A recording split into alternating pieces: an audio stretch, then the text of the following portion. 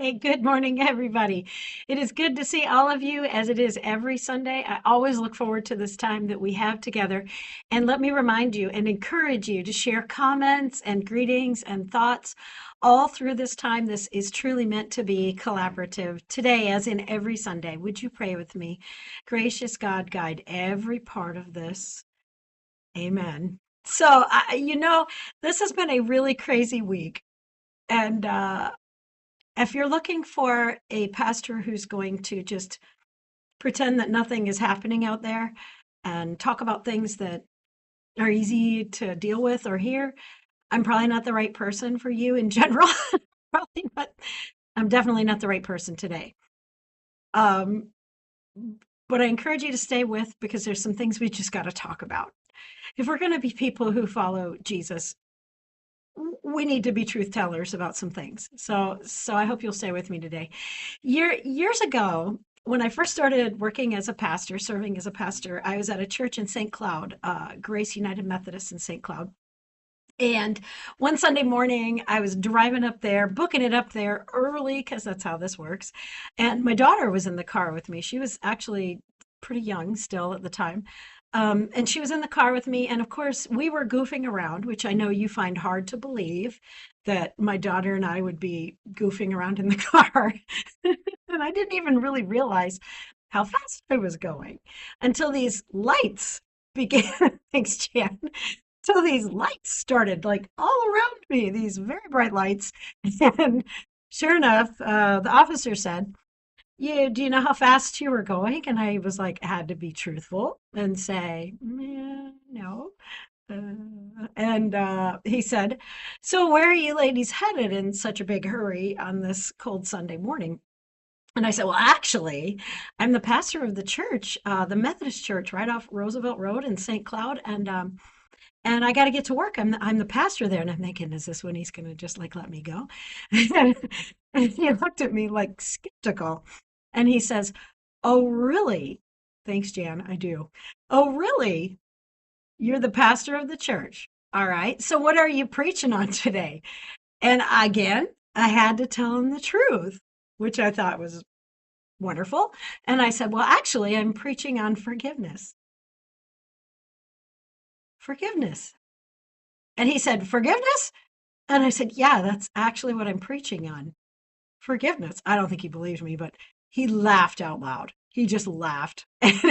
He wrote me a warning and let me go. And of course, I had to confess this to the church in St. Cloud, and they laughed too, but mostly laughed that I was driving like 85 miles an hour or something ridiculous. Well, goofing off with my daughter. So this week was a similar kind of thing that happened. Friday was a really super fun day. We didn't realize how fast we were going for sure, as we never do on Fridays. And we got done with Ruby's Pantry pickup late, which wasn't a huge pickup, so we were in great shape. And Eric and I got home, and then we started talking about what had happened during the day on Friday in the Oval Office. And we watched the entire thing because, I mean, I gasped, truthfully. I just gasped many times. We watched the entire thing. Um, and then afterwards, I was looking to see what other people were saying about it on social media, and I ran across this article by John Pavlovitz, who I really appreciate, really respect a lot. And the title of the article was, "If your church doesn't mention Ukraine this Sunday, you might need to leave." And it's this challenge to clergy to not bury our heads in the sand, but actually deal with what's going on out there and talk about it. Um, and it's a challenge to say you have to speak up for the people of Ukraine, or you could ignore it, or at worst agree with what's happening right now in this world and with this administration. But John Pavlovitz says if you're going to be people of integrity, preachers, you better talk about Ukraine. Well, I already knew. As I was watching the video, I thought, man, I this is preaching my sermon, because guess what my sermon is on today. I said that to Eric and he laughed out loud, similar to how that police officer laughed out loud. Yeah, today we're talking about integrity.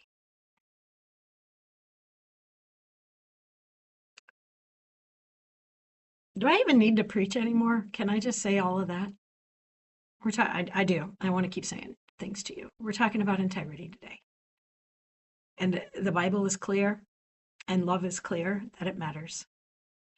Let's talk about what integrity means. This is a definition from like dictionary.com. The quality of being honest and having strong moral principles, moral uprightness. The state of being whole and undivided. The condition of being unified. Yes, Mary, thank you. The condition of being unified, unimpaired, or sound in construction. Internal consistency or lack of corruption in data. My friends, are we seeing a whole lot in the way of integrity right now among people who call themselves followers of Jesus? Are we? The lack of integrity in what is happening in Christianity, I would assert, is probably the number one thing that is causing people to just completely reject this. Completely. Outright. Don't want to talk about it. Don't want to think about it. Not going to darken the door of a church. That's for darn sure. Unless somebody is dead and you have to go to the funeral, right? The lack of integrity within the people who call themselves followers of Jesus and within the whole system of beliefs. Because we say that God is love and Jesus loves you. I understand, Katie. I do. I read a lot about this. It's nuts. When the system of beliefs doesn't align, when we say that God is love and then we add things to it that have nothing to do with love at all. In fact, they make God hateful and divisive and exclusionary. When our belief system that we hold and demand doesn't have integrity within it, forget it. People aren't buying it. I'm not buying that. No. We're going to talk about it a little further today because, friends, here's what we have. Okay, again, if you wanted to, this might not be the right sermon for you today, but I hope it is. Okay, I really do. Here's what we have. We have an administration hawking Bibles to raise money. By the way, they're public domain.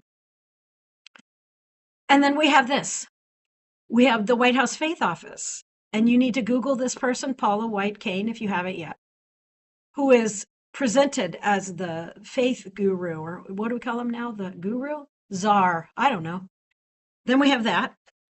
And notice the fervent prayer occurring around this president. I don't think our world doesn't see this. They do.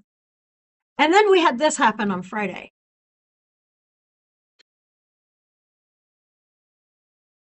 In which the president of Ukraine,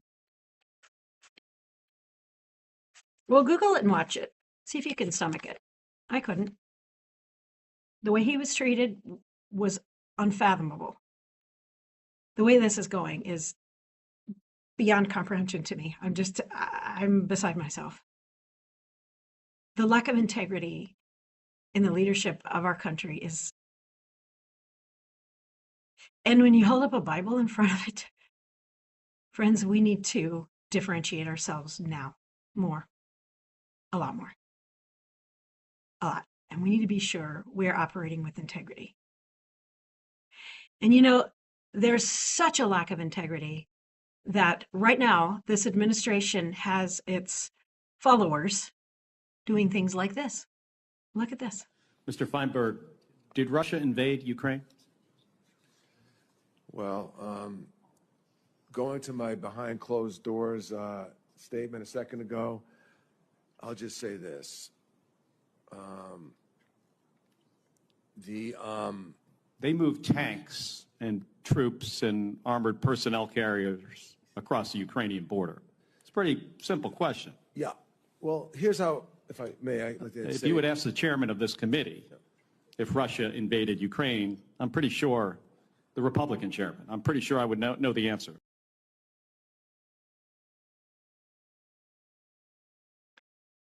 What do you think? Because the narrative has been twisted to say that Russia did not invade Ukraine, that somehow this is a mutual disagreement that they have.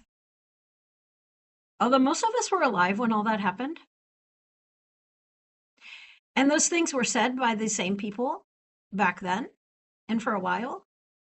But because this narrative has suddenly changed, and they're not even allowed to say that Russia attacked Ukraine now. How are people of integrity even doing it? I don't understand. Somebody's got to rise up and say, you know what? That's not quite how it went. Somebody within the organization needs to do that. We all do. We all need to stand up for what's right here. Because we're talking about people who are living in their land. And I know there's a long history, and I don't have geopolitics. Why is this happening? Let me see. Goofy.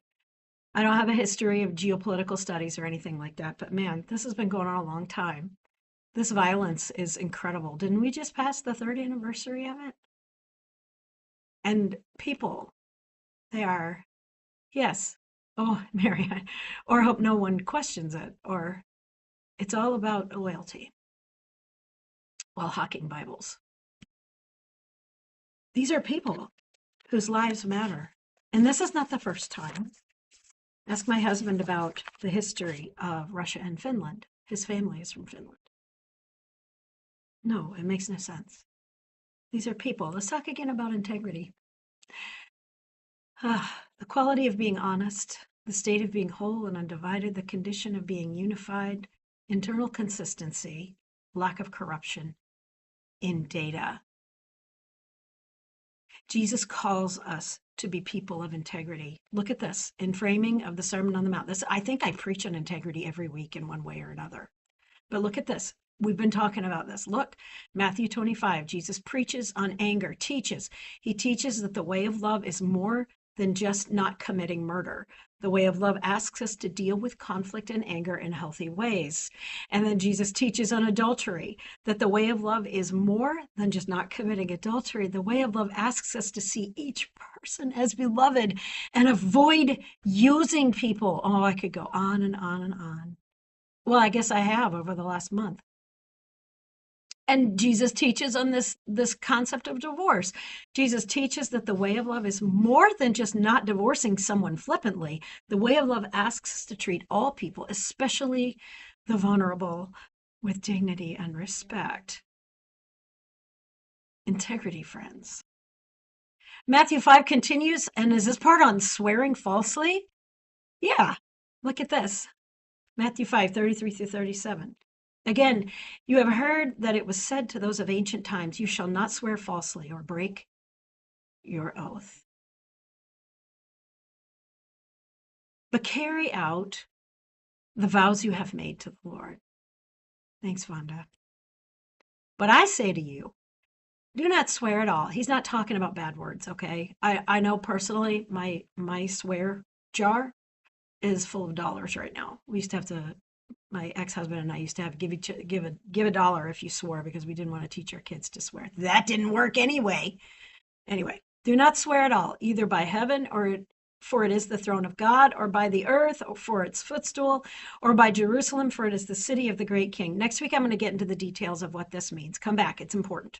Come back next week. It's important, okay? And do not swear by your head, for you cannot make one hair white or black, which, by the way, I would tell you is a lie. My hairdresser says that this is my hair color because I paid for it. Anyway, let your word be yes, yes, or no, no. Anything more than this comes from evil. In other words, the evil one, it also says.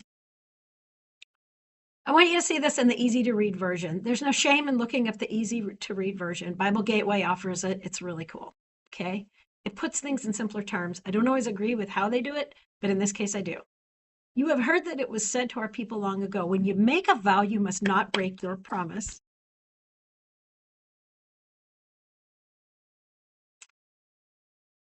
Keep the vows that you make to the Lord. But I tell you, when you make a promise, don't try to make it stronger with a vow. Don't make a vow using the name of heaven, because heaven is God's throne. Don't make a vow using the name of the earth, because the earth belongs to God. Don't make a vow using the name of Jerusalem, because it also belongs to God, the great King. Again, come back next week. We're going to talk about what this means. And don't even say that your own head is proof that you'll keep your promise. You cannot make one hair on your head white or black. Again, that's not true. Say only yes if you mean yes, and say only no if you mean no. If you say more than that, it is from evil. What in the world is this teaching about? Anybody know? Anybody know? Sorry, my pages are messed up. I'm feeling a little passionate today.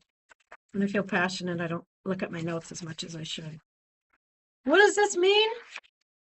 What does she say? What is Jesus teaching here?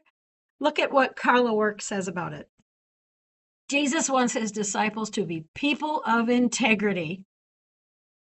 Integrity. This was on the schedule for today anyway. People who are faithful to their promises, people who have no need to swear that they are telling the truth because they are truth tellers. They are truth tellers. That's the character of the people of God. That's core. This is what this Sermon on the Mount is about. I think we're going to be talking about integrity for quite a while. Certainly through this season of Lent. Integrity is going to be the word, y'all. Integrity. They should be people who honor their commitments in marriage and who respect the commitments of others. The women in their midst are not people to be used or abandoned at will, but fellow disciples. They are among the ones who are now blessed by God's reign. For the church to claim Jesus' message of God's kingdom come, it must strive to be the kind of place that reflects God's reign. We have to. We have to. And yet there are churches all over the place that are going to sing rock band songs today and talk about things completely irrelevant to what's going on. I believe this. The way of love, the way of Jesus, following Jesus, asks us to deal with conflict and anger in healthy ways, whenever possible, however possible. To see each person as beloved and avoid using people. No objectifying people. See each person as a beloved child of God, everyone. To treat all people, especially the vulnerable, with dignity and respect, while you change the system that makes them vulnerable. And live with integrity in all our relationships. It matters more than you think. Friends, if we're going to say that we follow Jesus and that God is love, we need to be sure that as much as possible, our lives reflect it. That the things within us align with God is love, and I am loved, and you are too. And this has a myriad of implications. We need to be checking our own internal integrity and checking the integrity of our beliefs. Because when you say something like God is love, however, not you,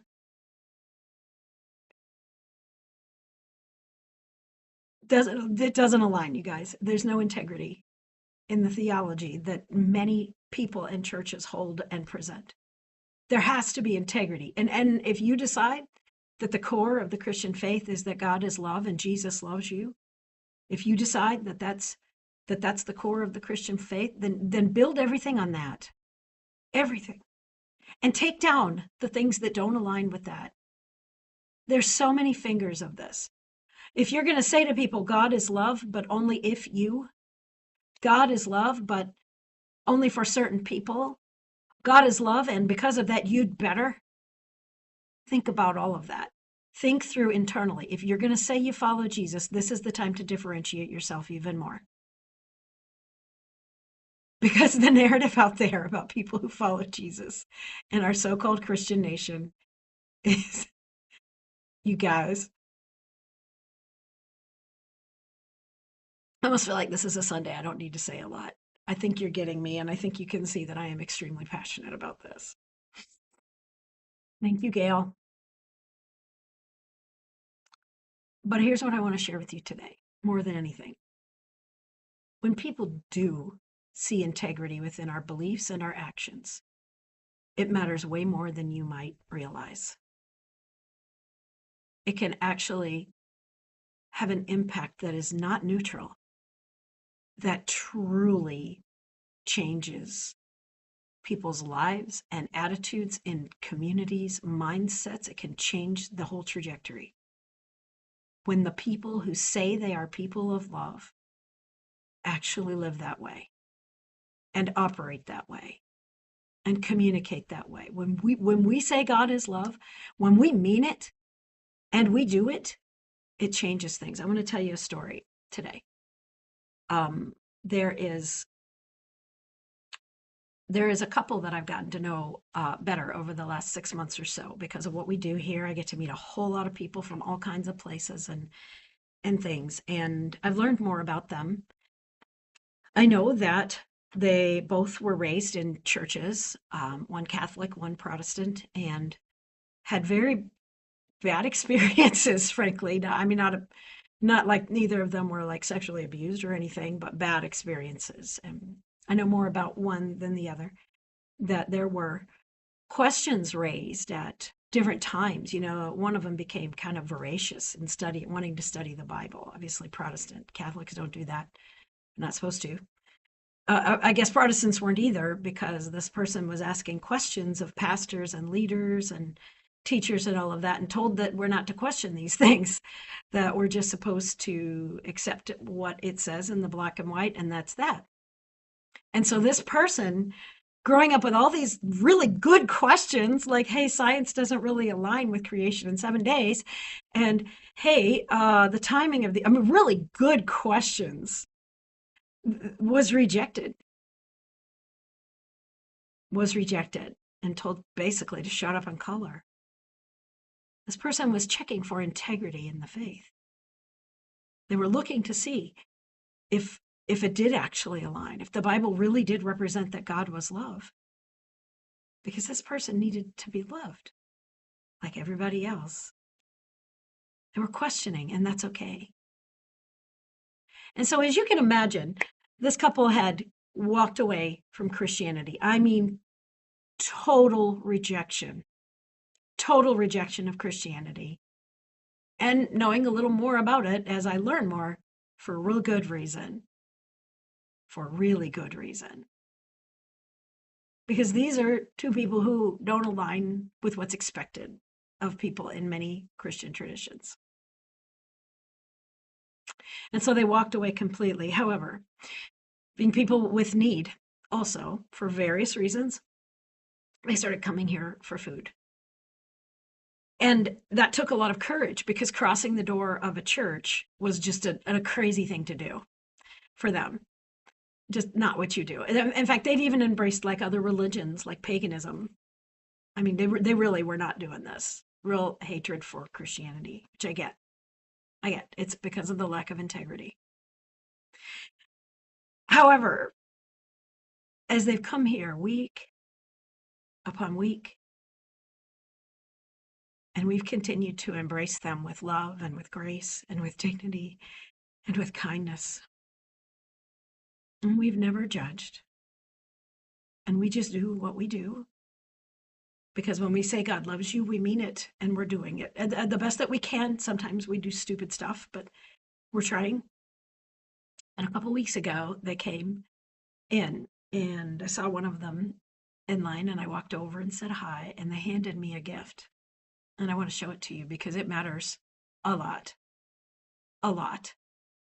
People who rejected and have rejected Christianity made this for me. See what it is? It's a cross. And the words were, "We really appreciate you." And it wasn't meant just for me. It was for all of us. We really appreciate you. These are smart people who have rejected Christianity for good reason. And they made me a cross. It's like saying, we haven't seen that God is love in the actions of Christians for a long, long time, but now we do, and we honor you. We made this for you, to honor you. Do you realize what a gift that is? What a huge gift that is? People who have left Christianity, who have rejected it for very good reason, when they see integrity in people who follow Jesus, they say, yeah, that's it. That's something I can respect. That's something. They even tell their neighbors about us, you guys, that this is something that people can respect, but they have to see integrity. Friends, when we say that God is love, we mean it and we do it to the best of our ability in every way. Integrity matters so much in this world, and it always will. And so, friends, if you're just reeling over the things that have happened this week in the news and what's going on out there, remember that every time you are willing to love and mean it and do it, and that means yourself, enough to dig up the stuff that is conflicting, to dig up the things that might be damaging to God's love in your life, to dig it out. Yes, I mean, they do. Let's hope so. um, when you're willing to do the hard work to get to as much personal integrity as you can within yourself, with as little cognitive dissonance as possible. I'm talking about psychological, emotional health, and then faith health. When your faith has integrity as much as you can. No one's perfect, right? But when you're willing to say, no, I want every part of my faith to reflect that God is love. If you're willing to do that, then you got to dig up some things.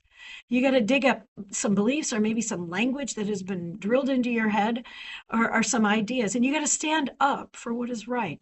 If we're going to be people of integrity, we can change the world. If we're not going to be people of integrity, we should just be quiet. We certainly should not hold up Bibles or humiliate presidents of countries that have been attacked. Altogether now, friends, what we're doing together is changing people's lives for the better. A lot. Many. We must strive for integrity more and more all the time. And trust that as we lean in and on the love of God, that integrity will be what changes us too. When we say God is love, we need to mean it and do it with integrity.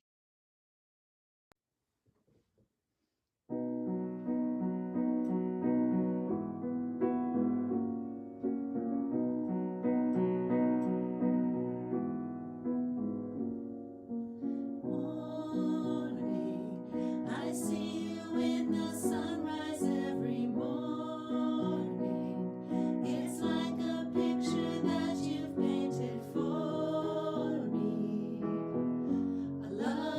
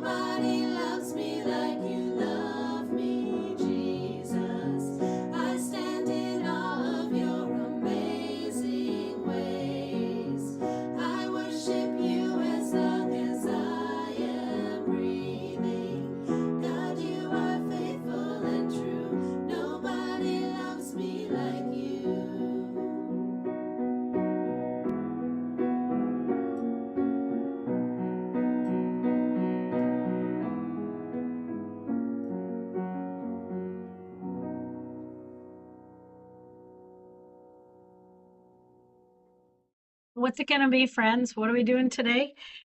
Getting involved, right? Get involved. Work hard on yourself. Work on your relationships. Work on your family. Because if we're going to have any impact in this world today, and man, is it possible right now? Yes, if we just differentiate ourselves and make sure that we are loving like God is loving, that we are living that way when we say it, we mean it, and we do it. If we're willing to differentiate ourselves and be strong in our faith, yeah, we can change things. Might take a while, but I encourage you, friends, stay with it. Do not give up. Get involved.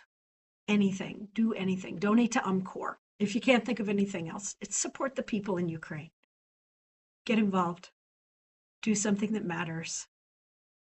Make love your priority with integrity. Take care, everybody. I really look forward to seeing you soon. I'm telling you, get involved. It will change you too. Take care, everybody.